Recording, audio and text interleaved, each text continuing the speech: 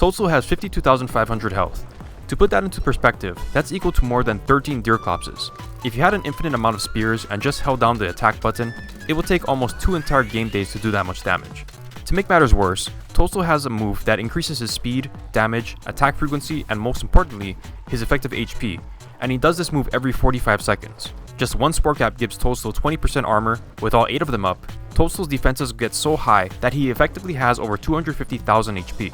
If you're not an exceptional lumberjack like Woody or Wolfgang, you're going to spend almost every second chopping trees just so that you can get back to fighting regular Toad. So why would anyone want to speedrun this guy? I don't know, but I did anyway. And to be honest, it was very doable because I picked Winona. I've made an advanced Winona boss rushing guide, so if you have seen that, then you probably know the general strat that I end up using. However, if you haven't, then let me show you as I recap my Toadstool speedrun as Winona. After spawning in, I wasted no time and started collecting all the grass and twigs in the area. There are a bunch of craftables that require grass and twigs, however the major resource sinks for this run are the trusty tape and catapults. While collecting these, I found myself next to a rock quarry. Catapults require a crazy 15 rocks each, so I spent a lot of time in this biome mining rocks. I didn't just go after the gold veins. Since this is a singular boss unseeded speedrun, I can't reliably get enough gems to use a generator. On the other hand, I can reliably get a lot of niter to power the basic generators, so I use up all except for 2 of my twigs on mining both types of rocks. I need to save the 2 twigs so that I can make a torch come nighttime.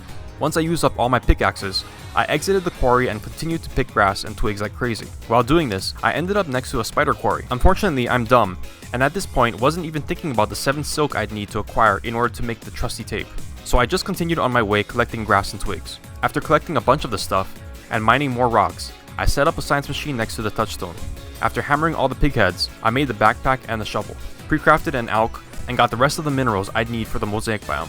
After waiting for night to end, I went back to the spider quarry and killed spiders and their dens until I had 7 silk. Now I was pretty much ready to go spelunking for Toad. Despite exploring the map for 2 days, I hadn't come across a sinkhole yet. Eventually I found one on some savanna turf and headed down. Once there I plopped down the alchemy engine and did my final craftings. I made a football helmet for protection, a luxury axe for Toadstool's trees, and a lantern for light. With that, I started searching for the Toadstool spawner. The sinkhole that I went down was practically in the rock lobster biome, which almost always has a Toadstool spawner. I did find it pretty quickly, however Toadstool was unfortunately not there. This really sucks because had he been there, I could have probably beaten him on day 4. He wasn't, so I continued searching.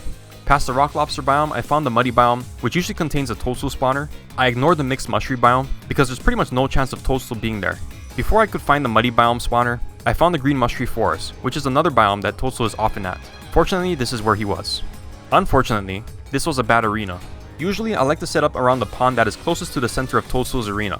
However, it wasn't possible to do this since there was so little space around it. Because of this, I had to set up around one of the further ponds. This ended up costing me a catapult later. Anyways, this is a speedrun, and time is of the essence. So I set up my 2 generators on one side of the pond, then set up 8 cats, with 4 for each generator. Then after making 3 luxury axes, and filling each generator with niter, I chopped the mushroom to wake up Toad.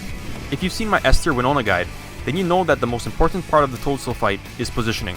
I care very little about fighting Toadstool head on, because that's what my cats are for. Instead, Winona's job is just to position Toad so that he's in range of all the cats and chop the spore caps. I don't even have a real weapon on me, so I just spend the entirety of the first cycle luring Toad as far away from the center as possible.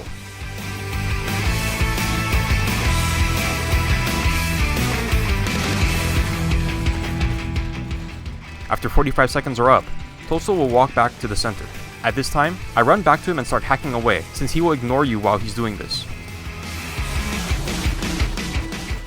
After 15 seconds, Toadstool starts to spawn his spore caps. I immediately start to chop them down, starting with the ones closest to the center and then working my way around in a circle. The most important thing is to make sure at least one of them is chopped before Toadstool stops spawning them, since a Toadstool powered up by 8 spore caps makes it hard to chop trees.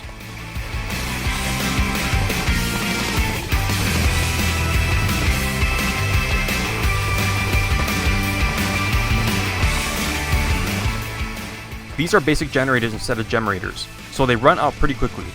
Therefore, another thing that I have to manage in this fight is generator fuel level. Each niter fills the generator up by about 50%, so I refuel them every time they are about half empty or less.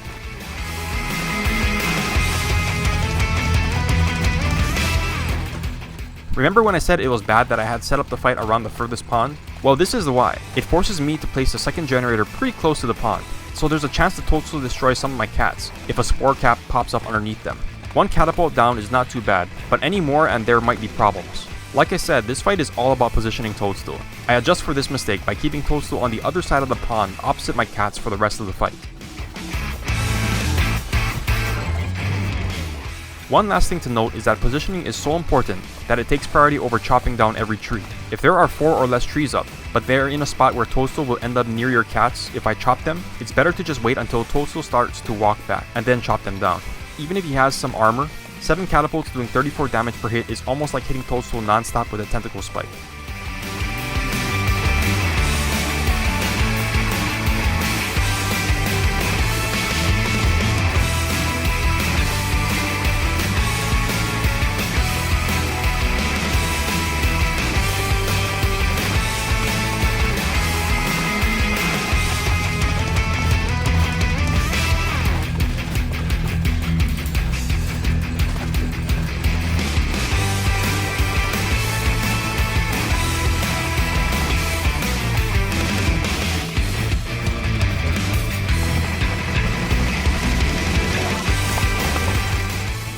Once Toadstool enters phase 3, it'll start doing its double stomps. It's not much different than in phase 1 and 2, except I just take extra precautions to keep the cats out of Toadstool's stomp range.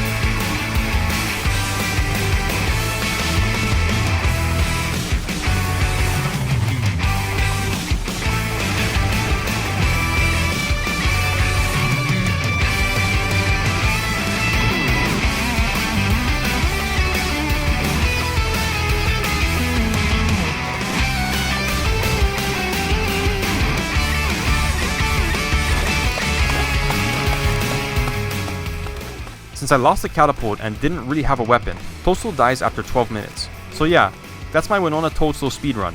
This just goes to show how viable Winona's catapults are against Toad. In a longer game, Winona would have access to actual weapons, better sources of light, and generators, which would make the fight even easier. See, Winona's not a boring character.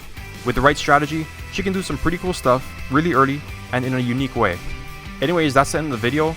Like always, thanks for watching, take care and have a great day.